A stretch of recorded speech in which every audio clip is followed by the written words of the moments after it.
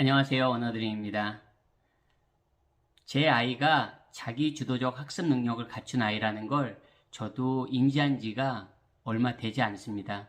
그동안은 그냥 자기가 알아서 공부를 하는 아이, 특별히 부모가 말하지 않아도 자기 스스로 계획도 세우고 실천하는 아이, 그 정도로만 생각을 했었어요.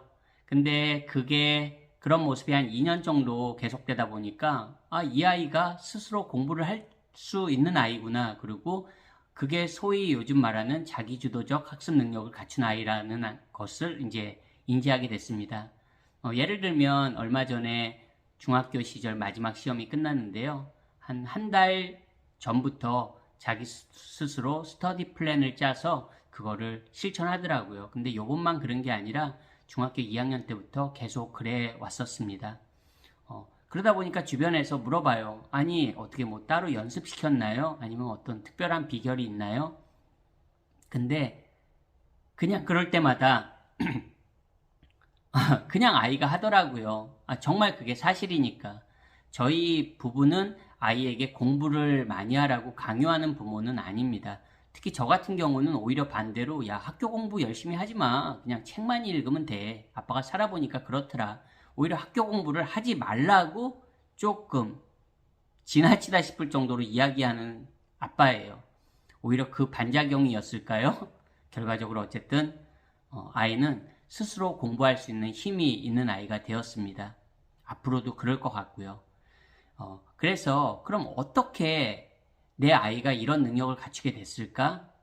처음에는 그냥 무심결에 넘겼었는데 한번 주변에서 많이 물어보다 보니까 제 스스로 한번 고민을 해봤습니다. 제가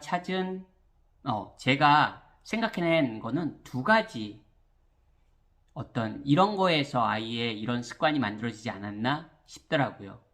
첫 번째는 책 읽기입니다. 두 번째는 소통, 대화죠. 커뮤니케이션, 부모와의, 그리고 사람과의 그런 책과 소통에 있지 않았나 싶습니다. 먼저 책 읽기 얘기를 해보면요. 초등학교 한 2학년 때까지는 저랑 제 와이프가 아이에게 많은 책을 소리를 내서 읽어주려고 노력을 많이 했습니다. 제 와이프가 특히 더 많이 노력을 했던 것 같고요. 저도 바쁘지만 시간을 꼭 내서 아이에게 한국 책이든 아니면 뭐 영어 책이든, 그리고 제가 어쨌든 영어를 하다 보니까 한국 책 동화들도 영어로 그냥 제가 바꿔서 읽어주고 그랬던 기억이 많이 납니다. 그러면서 그냥 단지 책을 읽어주는 걸로 끝나는 게 아니라 책을 읽으면서 아이랑 여러 가지로 소통을 하려고 질문도 던지고 아이가 이해하는 내용도 확인하고 또 그거를 통해서 대화를 이어나가고 스토리를 만들어 나가고 그랬던 것 같아요. 그냥 무조건 읽어주는 게 아니었던 것 같습니다. 지금 생각해보면 꼭 그걸 의도한 건 아닌데 저 같은 경우에도 책을 읽어주면서 아이가 이해하고 있는지, 아이가 얼마나 재밌어하고 있는지, 이 캐릭터에 대해서 어떻게 반응하고 있는지 계속 서로 질문하고 주고받았던 기억이 납니다. 두 번째는 베드타임 스토리라고 들어보셨죠? 아이가 잠자리에 들기 전 이제 보통 부모가 책을 읽어주잖아요.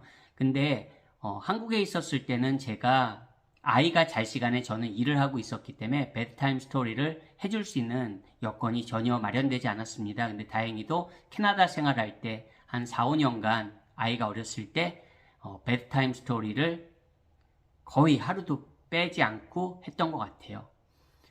저는 책을 읽어주는 대신에요, 아빠의 어린 시절 이야기를 아이의 눈높이에 맞춰서 캐릭터를 설정해서 이야기를 해줬던 것 같아요. 어떻게 보면 좋게 말하면 창작 동화지요. 아빠의 어린 시절을 배경으로 한.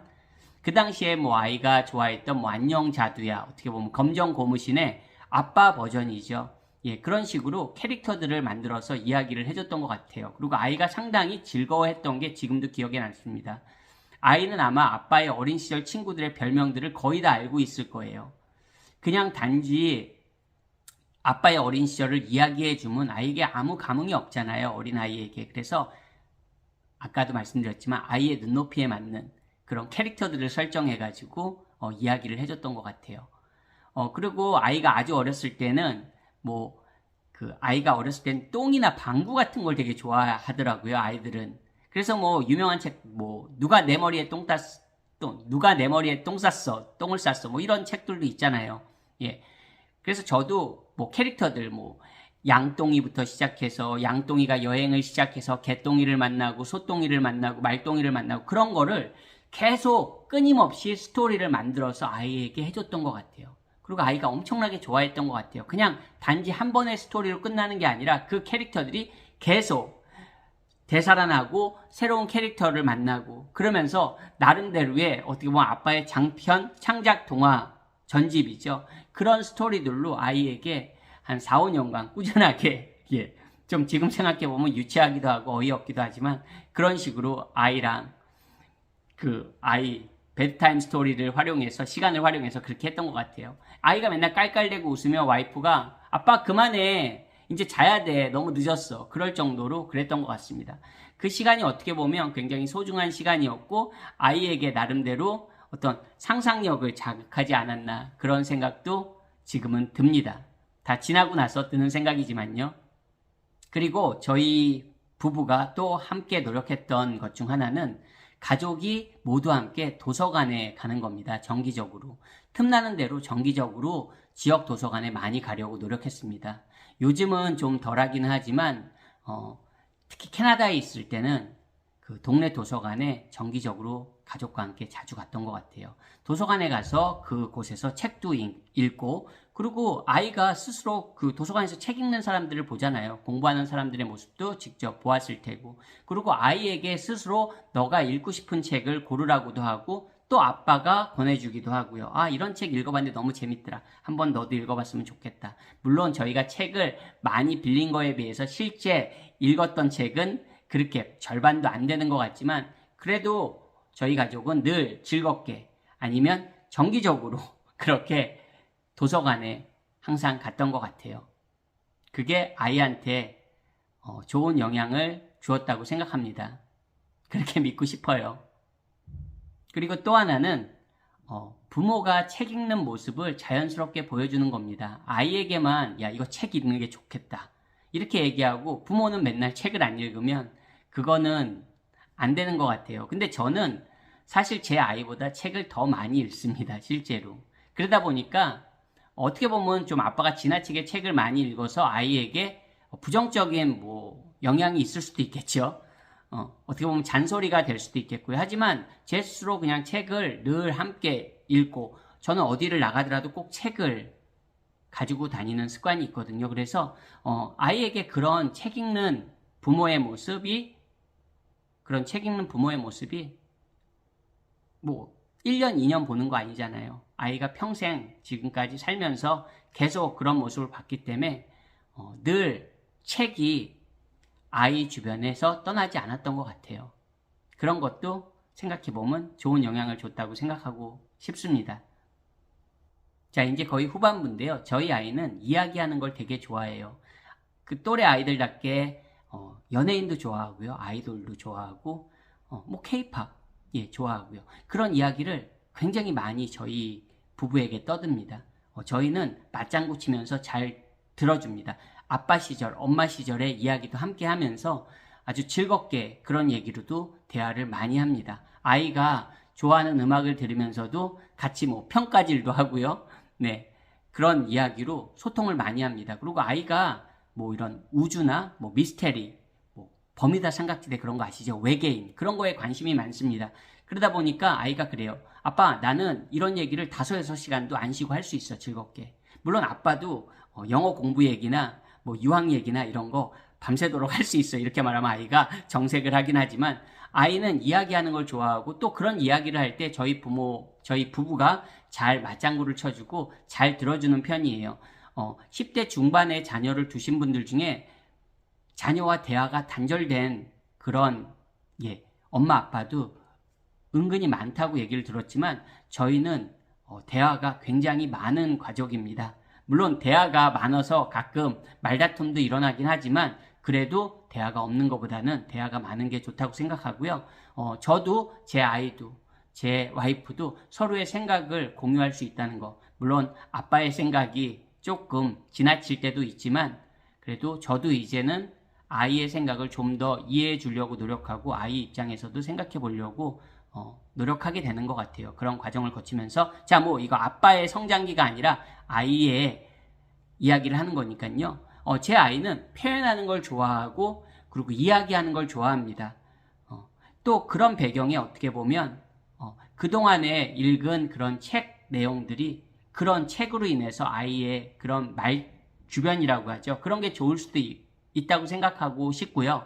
그리고 부모랑 그런 소통을 통해서 아이가 많이 발전할 수 있다고 저는 믿습니다.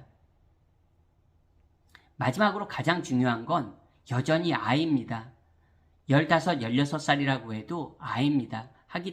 하기 때문에 큰 가이드라인은 부모가 제시를 해줘야 된다고 생각합니다. 한 가지 길만을 제시해 주는 게 아니고요. 저는 아이에게 여러 가지 이런 옵션들을 이렇게 이야기해 줍니다. 아빠가 살아보니까 이런 길도 있고 이런 길도 있고 이런 길도 있더라. 학교를 선택할 때도 이런 학교를 선택할 수도 있고 또 이런 학교를 선택할 수도 있고 또 이런 학교를 선택할 수도 있더라. 이런 진로도 있고 뭐 입시나 진로 그리고 아이의 직업 선택에 있어서도 다양한 적어도 저희 부부가 경험한 이야기들을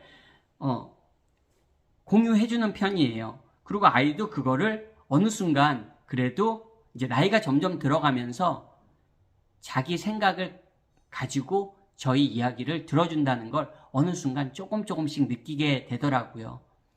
큰 틀은 저희가 정해주지만 실제 실천하고 계획을 세워서 움직이는 건 아이 자신이어야 됩니다.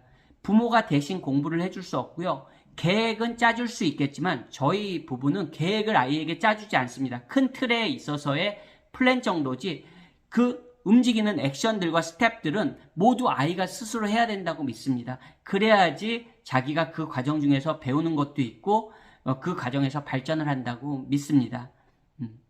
모든 거를 다 해줄 수는 없으니까요. 결국은 아이 스스로 아이가 열정을 가지고 자기의 인생을 살아가는 거라고 생각합니다. 그래서 오늘은 자기 주도적 학습 능력을 아주 잘 갖춘 저희 아이 칭찬하고 싶으면서 칭찬해주고 싶고요. 그러면서 저희 아이가 왜 이렇게 어느새 스스로 공부할 수 있는 능력을 갖춘 아이가 되었을까 생각해 보다가 이런 영상 만들어 보게 되었습니다. 오늘도 영상 시청해 주셔서 감사합니다. 안녕히 계세요.